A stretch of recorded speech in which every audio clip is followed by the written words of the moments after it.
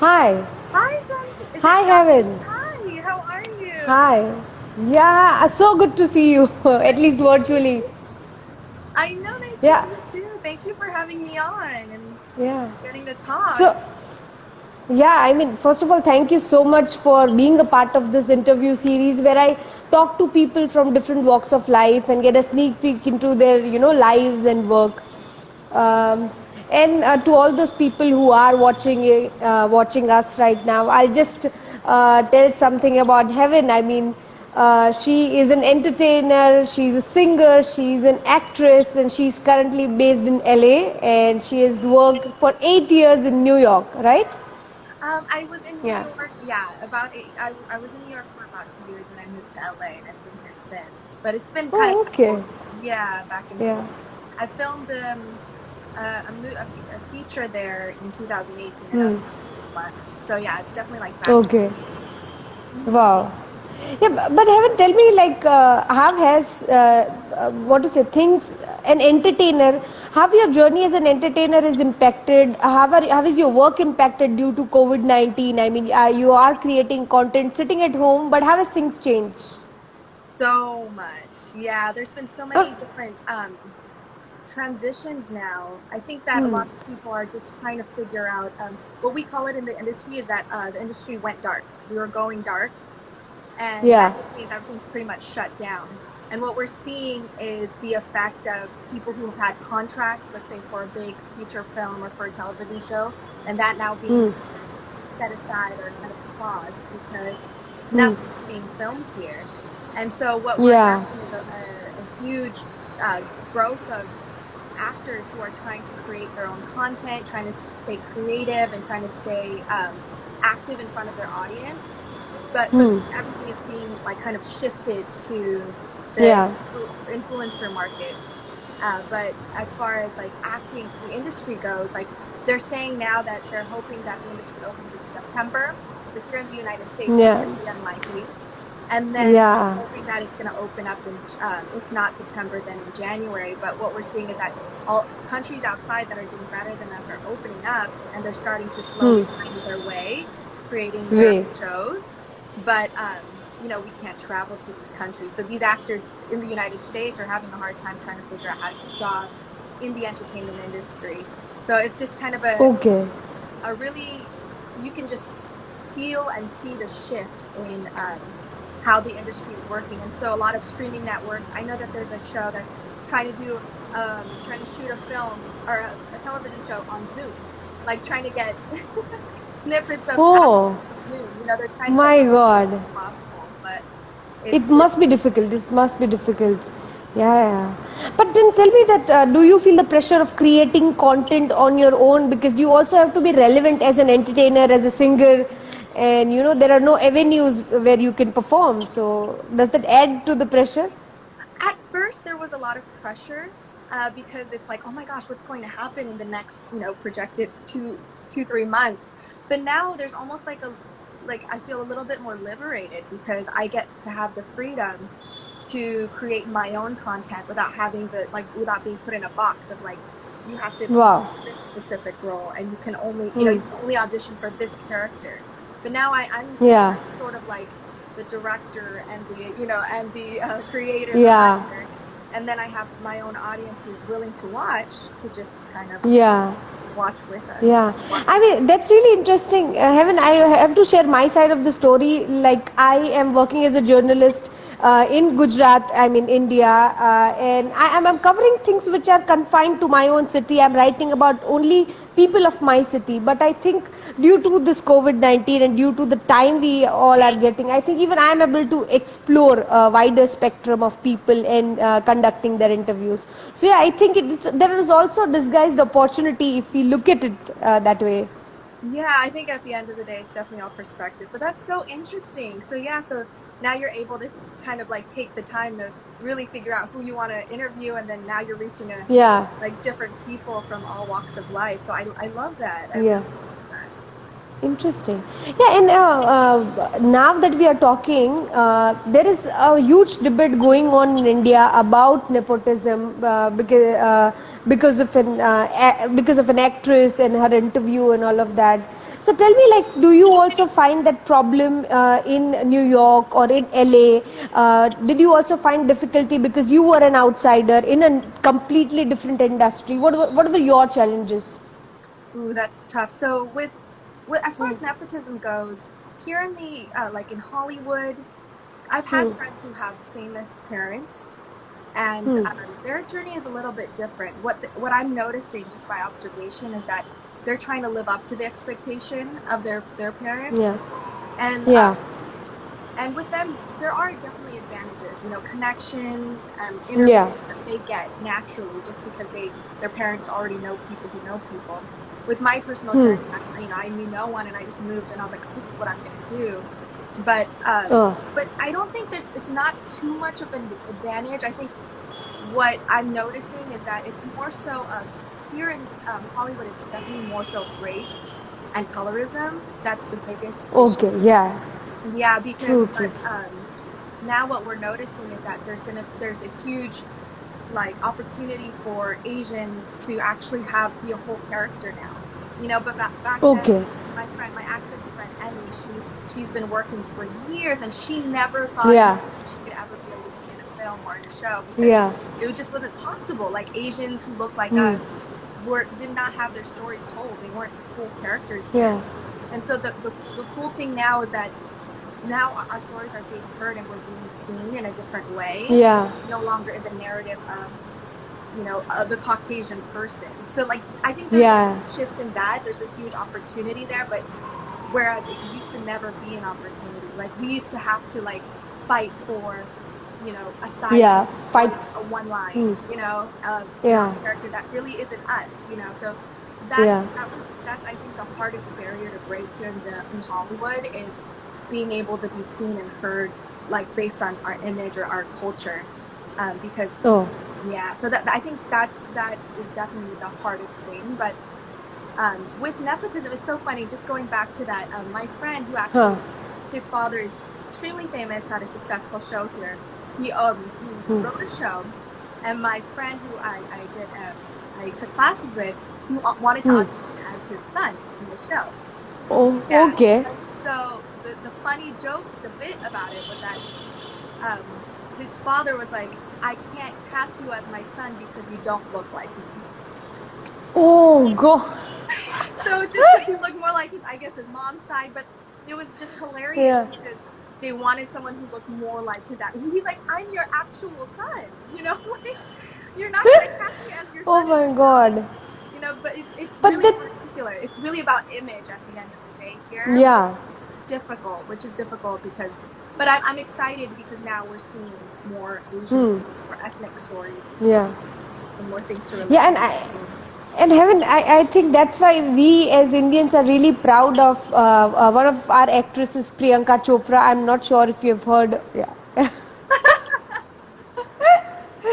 Yeah, because we understand how tough it must be for her to present herself in spite of having a different ethnicity and making a mark for her in Hollywood. So yeah, and I mean, she's also an inspiration to people like, the Filipino community because of the way she's been able to open those barriers for the Indian community, but also just for an ethnically different community than what we normally see on see. TV. And we Oh, also see that okay. with Mindy Kaling with the new show that she just presented, Never Have I Ever. It reached number Yeah, one on Netflix, and Mindy also is creating stories of like of her personal journey being Indian American, and now it's giving opportunities for more Indians to actually be real people in a show. Not just like a yeah, side character who doesn't really have like a whole character who has personal experience or pain and happiness. Like we don't yeah, see that. yeah. Like if we were to go backwards 5 years ago, we would never see a full See that. film in like the movie theaters about an Indian Yeah. American or a Filipino American, or just a Hmm. Filipino or Indian, like in general. So Yeah.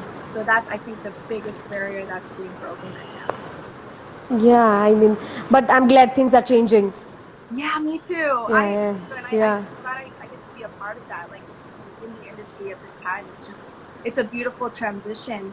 And I know it's so interesting though because the racism that I've experienced in like classes alone, like the things that I would hear. I remember in one of my classes they were saying things like, "Oh, let's learn. You have to learn accents. You have to learn how to do the European accent, like Australian, British, Australian accent. Irish, yeah, all these different accents." They're like, "Well, you can go and get classes, and that can help you gain like earn more money as an actor." Oh, And oh, I was like, okay. what about other, like what about the Filipino accent or the Indian accent, things like that?" They're like Doesn't matter. doesn't matter, Yeah. I and mean, the racism is so in your face. It is not even subtle. Like people don't even have a filter that this is wrong. This is not moral, right? exactly, yeah, and it's Yeah. falling and it's tough. It's tough, especially when this is like, I so the Emmy, my friend who's Filipino as well, and she's a little bit older than me, and so she was an actress in the '90s. She was in the show Malcolm in the Middle. She did a lot of great shows here, but um, it's just beautiful to see like her being able to actually become full characters, lead characters and roles now. And in her early 20s, she was like, I just never imagined that even happening. She's like, I'm just going to be an actress and I'm going to play little tiny roles as like the Clark or the like the out grocery store clerk or like Yeah. the girl that's walking her dog, and she'll be happy with that the rest of her life. But now she's feeling like she's being heard and seen, and it's like Oh, okay. a beautiful thing. Yeah, because now Yeah. we're actually real people in the end. Yeah. But heaven, is it ever suffocating that one has to spend one's whole lifetime? I mean, change doesn't come in a month or a year. It takes years to bring that change. So does it ever get suffocating that you will have to wait for years to get that one role, to get that one scene which will tell your story and will not demand you to be someone else?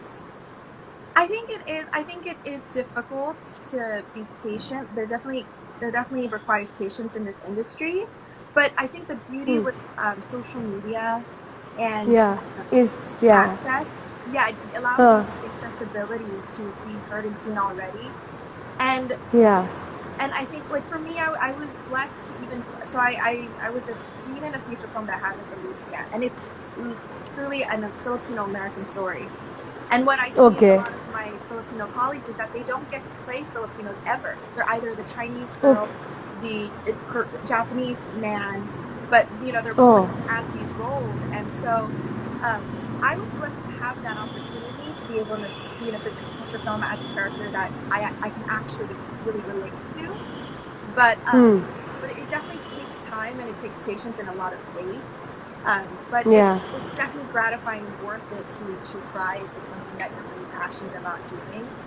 But if not, if Yeah. you're waiting around like now, like if we're waiting around, I'm creating my own content, and a lot of my friends Content. are also creating their own content to be seen and heard and to be creative.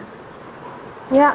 And how are the dynamics of content creation in your state where you belong to? Because most of the time I see that content creators, YouTubers get paid for creating content, or there are some brands who would sponsor it. So do you think it is easy for you to monetize your post or create money out of your content? I don't think it's necessarily like easy. I think it just takes a lot of because it takes a lot of patience and consistency. Patience, yeah, As true, and true, true. consistency. I think that there's a misconception that you need a million or 2 million followers or viewers on your YouTube to make money, but that's not Yeah, necessarily true. Like for example, in the medium of YouTube, all you really need is just quality content. It could be informative content, and then a video that's like a 10-minute video that has 500,000 views can actually make way more money than a 2 million video a video that's yeah, free yeah, I mean, 2 million views. So it really, I think at the okay, end of the day, is just creating your brand and establishing who you are in the social media yeah, world, and then okay. opportunities will just flow. True, true, true. And Heaven, I was just looking at your social media and I was looking at an array of things that you do. I mean, there are different types. You're singing, there is modeling, There are other videos that you do. Some are really hilarious. So tell me, like, do you ever try to consciously pin down to just say one or two things that you want to do on your social media? Is it really thinking and going on social media, or no? You just it comes very organically.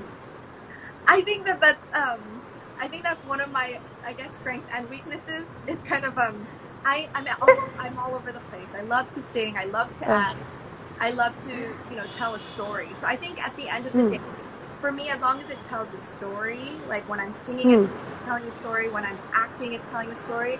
I think that's the hmm, common amount of commonality in everything that I want to do. Even in an image I post, I hmm. always tell a story in just an image. I never just post the image. So Yeah. even though I've just always been like that multitasker. I can't stand still. I love doing 10 million things at once.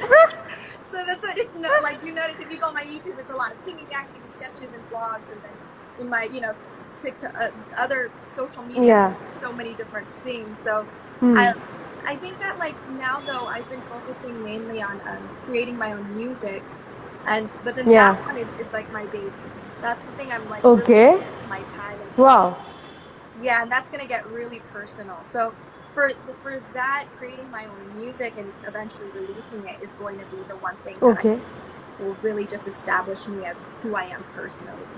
Yeah, yeah. I think you also belong to a family of musicians. I mean, your parents were interested in music, so I think that really is there with you since childhood. So yeah, I mean, really interesting. So you're gonna just audio record. You just gonna audio record it, right? Your music. Yeah, so I've been working with a producer. It's so funny. I worked with a producer in Italy, and then I'm now working with a producer in Northern California. And Hmm. yeah, and his name, his DJ, he's a DJ. His DJ name is Stank. Oh, okay. Yeah, and he's Okay. incredible. He's incredible. And so what we're doing now is that we're just going on Zoom calls and we're just trying to create content just face to face, and then see. Wow. I'm not face to face on Zoom. Yeah. Yeah. Yeah. I um, understand. and then being able to just for me to record it on my end, and then for him send it over to him, and then he'll edit it or he'll do whatever he wants to it. So it's really just like kind of staying social distancing, but still creating. Okay, okay, interesting. No, no. And have it going back to the topic we were discussing, where you talked about the challenges you faced in New York. So tell me, is this very unorganized? I mean, film industries are mostly very unorganized, where your contacts work take priority, who you know, and all of that. So tell me, are there any things that any aspiring actor should take care of if he or she wants to make a career in Hollywood?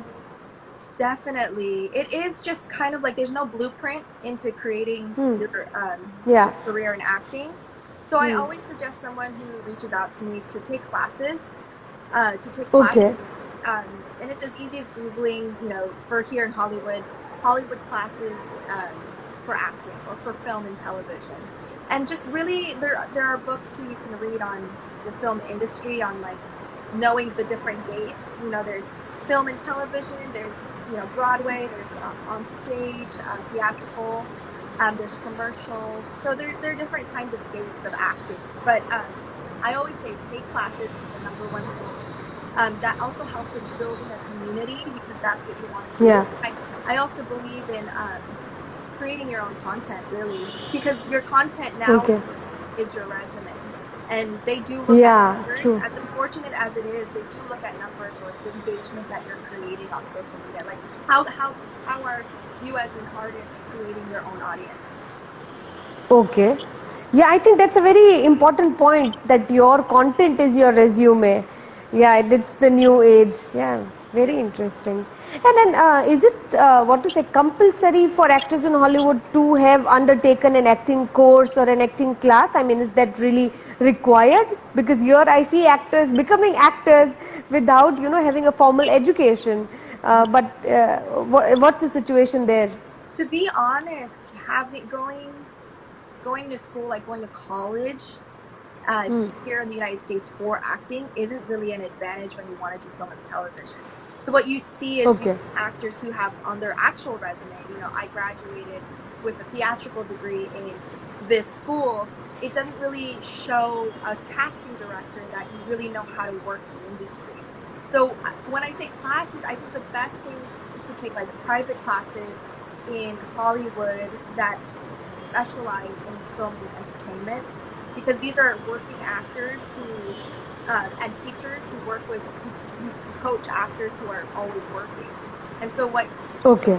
the advantage of doing private classes is that you're building the community with already existing working actors, which is what I did, which is how I got to meet Make contacts. How you? Okay. Okay. acting stories Interesting. out there in the industry. Yeah. Yeah. Yeah. And now, Heaven, what's the idea? Like, what do you aspire for now? Because now things have really changed. Things are so unpredictable.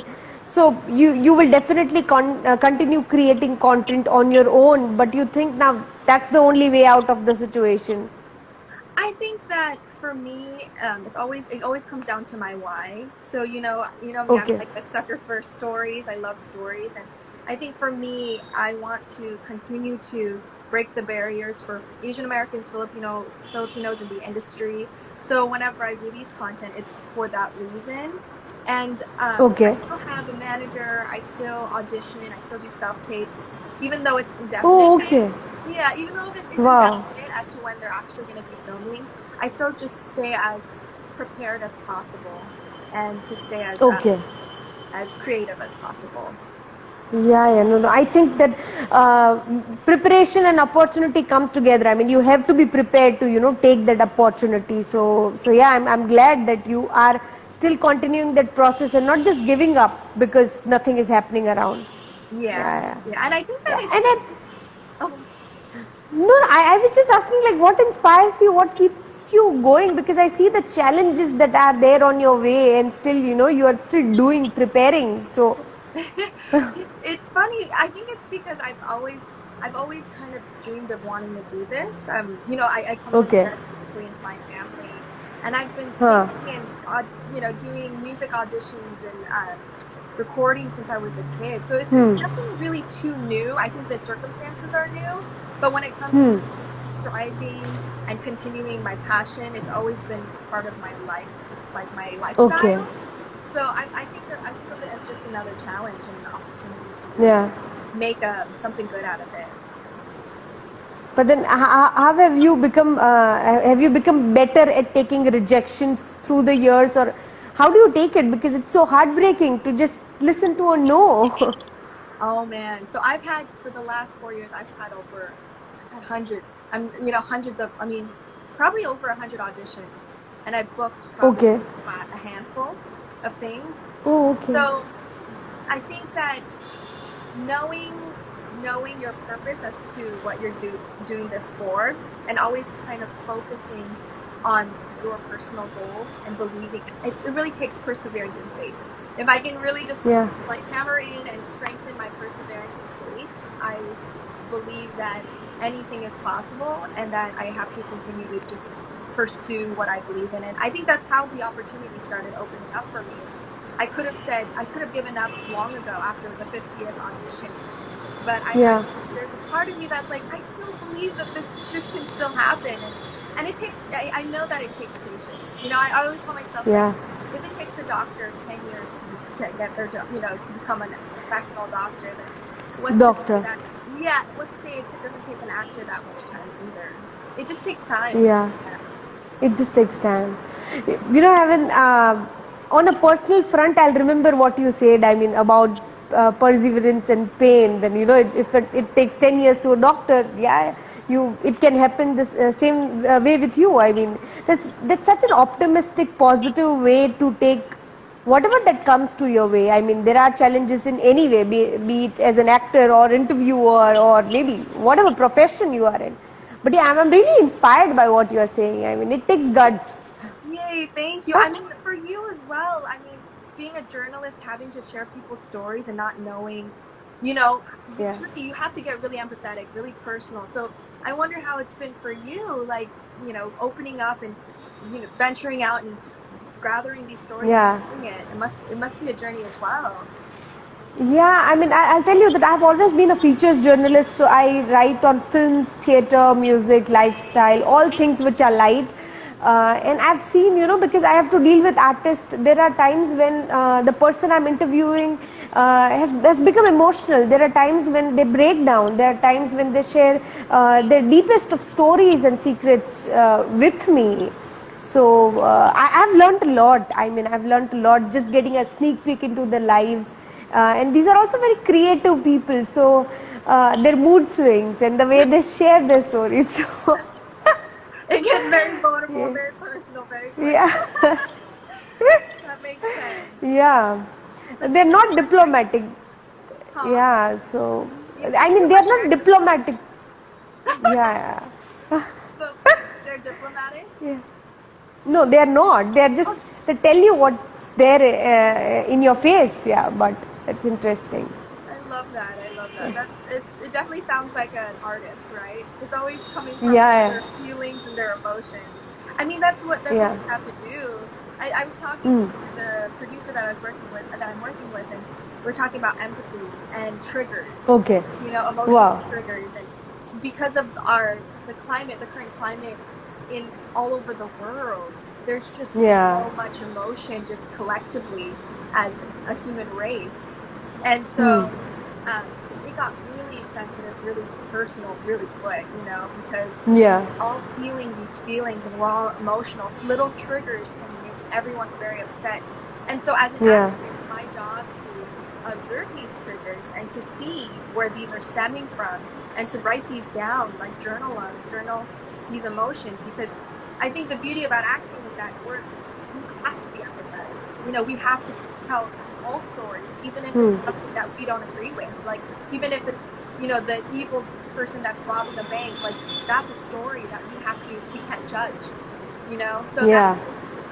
what I'm seeing now is that there's just so much emotion and I'm feeling it Yeah. energetically. So I'm sure you're Yeah. also feeling it too, interviewing everyone as We well. all are in the. Yeah.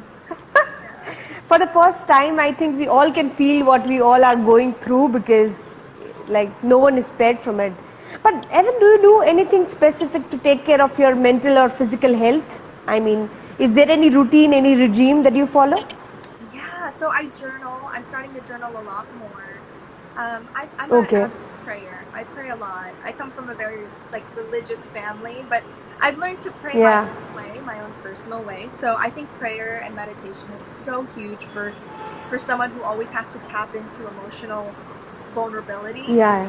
So Yeah. I've just been praying, journaling, and I also Hmm. stay close to the people that I love, and I know that at the Okay. end of the day, that's what matters, right? For me, I love my family, and so whenever I am in a dark place, I'll reach out to them and I'll confide in them, because it does get, like you said, it does get really difficult, especially during the hard times of rejection and shame and racism.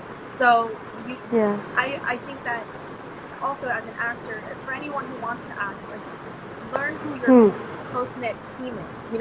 Your steady counsel. Learn who your true Yeah. friends are from the beginning, because it's going to change and it's going to fluctuate.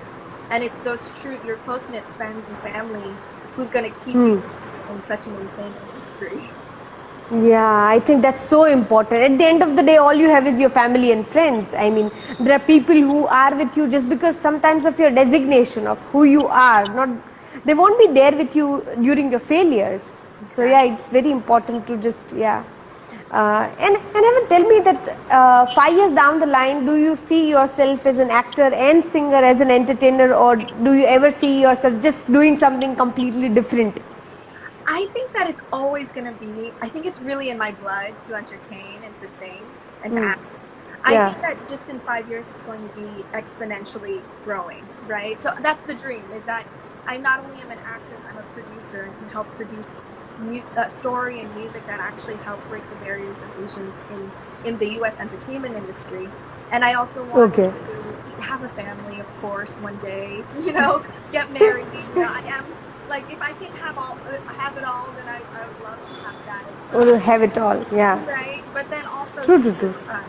just keep expanding and keep staying creative. I don't see myself doing Yeah. anything else, but I also want to be able to help, just continue to help and contribute to the growth of Asians in the industry.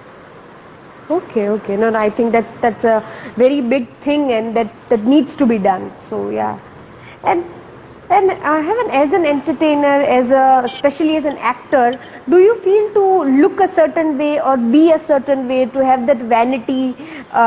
Because people look up to you even in the way you dress or what you post. So is there a pressure of just looking beautiful or looking a certain way or always being that dressed up? It's so funny, like getting dressed up and being beautiful. I think as an entertainer, there is that pressure. But I think what's most important, especially with Gen Zers, right? Especially with the new Yeah. generations, I think it's more so being authentic, being real and Okay. raw. I think Yeah. people can also now feel when if you're posting something just to be pretty or just people know now that that's not real, that's not authentic. And I think that for me, I think it's not necessarily being pretty or being like perceived in one image. It's more so about being real to myself in the given moment, being vulnerable, and being open. I think that that's Yeah. what's going to set apart and connect with an audience more so than just being the beautiful person that everybody wants to see in an actress. True, true, true. No, I think that's really important to be yourself, because life is too short to to pull up that facade of being someone else who you are not. I mean, and that can also create this emotional baggage. I mean, if you just be try to be someone else for a very long time. Exactly. Yeah, yeah, There's a lot of power in telling people to be themselves and to be yourselves too. There's yeah, yeah. there's freedom and power in that. Yeah, and Evan, lastly, can you share any of your moments from your career, from your journey, which was the toughest time of your life, and how did you overcome that tough situation? Because I think failures are the thing that make you who you are. It's not the success. It's so funny. So I think actually the most difficult one was, so before I became an actress, I was a singer in a group with my sisters. And we were living in New York for 2 years, and we were being shopped by different major labels. And we were constantly rejected because we were singing R&B soulful music that didn't really match our visual image as Asians. Oh, So that's after so so heartbreaking. I mean, And if you think about it, like back in this was once upon a time, a long time ago, but back in those days, there wasn't an Asian in the industry. There wasn't K-pop. There wasn't okay, there wasn't Asian musicians in the U.S. industry, and so we were huh. trying to create something completely new. And so when I realized that this wasn't working, and all of us realized this wasn't working, we finally moved back home. And I think moving back Okay, to Sacramento, where I'm from, Sacramento, California, um, was probably the hardest rejection and the biggest healing of failure. Because, we come from, okay, my parents are singers, and my sisters and I were singers, are singers. So huh. I was hoping that that was going to be our big break, right? We wanted that to be Yeah, our big break for not only us, but for our family, for our lineage of musicians in our family. And coming home was almost like shameful, and the rejection and the just, it was like a huge sense of failure. So it was then that I had to choose if I wanted to continue to pursue um, a career in the entertainment industry. I got to see like the really ugly side of it. And so for my okay, sisters, they wanted to move on. It was apparent, like my sister, she finished law school, my other sister's in the tech world. And I had to decide whether or not I wanted to go back to school because I didn't finish. So I was like, and I come from a family, and that's the one thing you need to do in life, right? yeah, You have to have a degree, you have to have stability. And so that's when I was like, you know what? If I'm going to do what my heart tells me, I'm going to move to Los Angeles, and I'm going to just give it my all for however long I need, and I'm going to just try. And so I was like, because I don't want to wake up 90, like on my deathbed at 100 years old and be like, man, I wonder what would have happened. So I was like, I don't yeah. want to live with regret. And so I moved to Los Angeles by myself, knowing nobody except my two friends who they let My, me stay with them, which is really sweet. And um, it was then that I was like, okay, I can't let this one flop. I got to just oh, ride the wave and do this longevity wise, because this is obviously what I want to do. So I think that was the pivotal moment in my life where I decided to do it for me and not for anyone else. And if I were going to fail, it wasn't going to be like it was in New York, because I've already experienced Yeah. that, and it was going to be up to me to succeed. So I felt Yeah, that I think accountable. no, I think, Heaven, that was a very courageous decision that you took. I mean, to just choose to be an entertainer, no matter how many failures you got on your way. So I think that's a very bold decision. But I think that made you who you are today. Yeah, and I think that it's getting to know failure. I think that failure isn't shameful. It isn't something to be discouraged about. I think it's part of success. I think, and I think I wrote that when I was talking to someone from Shout Out LA when I did an interview. What I realized, what I came to terms with is that failure is actually, it's not failure. It's just lessons that I'm learning along the way of my successful journey. And so when I shifted Yeah. that mentally and I realized I loved failure in that sense, like, thank you for that failure, right? I was able to accept rejection and move Yeah. forward from it. Okay. So I was able to, yeah, I was able to move forward from it, and I was able to thrive through failure, thrive through rejection, Yeah. and know that True. that's just True. part of the process. Yeah, no, I think this is really inspiring, and I think all those people who are watching us, or all those people who will watch us later, I think they will also consider this very important lesson that, just face challenges and be ready to face failures. I mean, there's nothing to be ashamed about it. Yeah, yeah, that's Exactly. very important. Yeah, and Heaven, is there anything that you can sing for us, maybe? Oh, If there- oh man, I was not expecting this. Even I was thinking whether to say this or not, but just a few lines if you are comfortable. Huh? It's optional. Sure. Do you have a song you would like to hear? I'm like, um, I can No, my sing. head is just filled with all the Bollywood songs. So, I'm like, do I know a Bollywood song? oh, Let's see. I know. Okay, I'll sing. I'll sing a little bit of this. huh. Uh,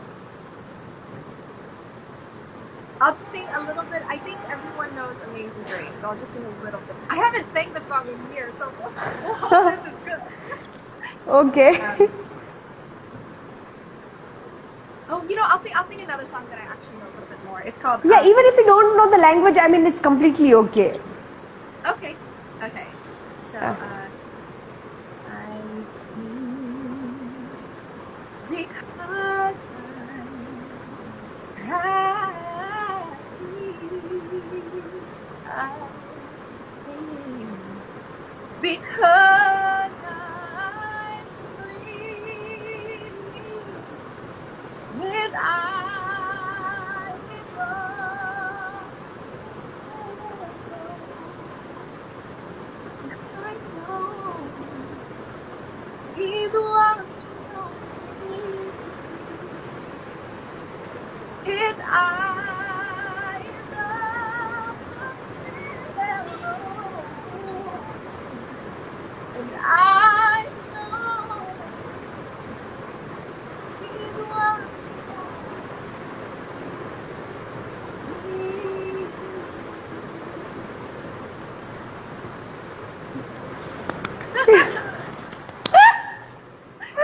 that was so good. I mean, especially the high pitch. I mean, it's really tough to sing in that high pitch. But yeah, you Thank did you. it so well. I was like, man, I'm, I think. Oh, thank you though. I'm glad you yeah, enjoyed yeah. it. Yeah, and if there is anything else that you would want to share, anything which I missed out on, then you can please go ahead. I just want to say thank you. Thank you for your time, and thank you for letting me reach your audience, and thank you for Yeah, letting me be a part of this, because it is really yeah, great. And so, yeah. We will. I yeah, mean, I should be saying thank you so much for your time, and we'll surely be in touch. We're looking forward to your new music video that you are right now working on. All the best for that. thank you. Yeah, thank you. So Yeah, and continue. I guess for everyone who's watching, if you guys can follow yeah, my Instagram and my yeah. social I'll media. also share this. I'll also share this on I'll share this whole interview on my Instagram handle as well, and also I'll also tag you. Cool, and then I'll share it on my stories too. So Yeah, sure, sure. And how We'll do you keep in touch. pronounce it? Janvi, right? Janvi, yeah. Janvi. Yeah. Okay, just making sure. Yeah. Yay! Thank you. We'll keep in Thank you. touch. I appreciate it. Yeah. Fun. Bye. Bye. Bye.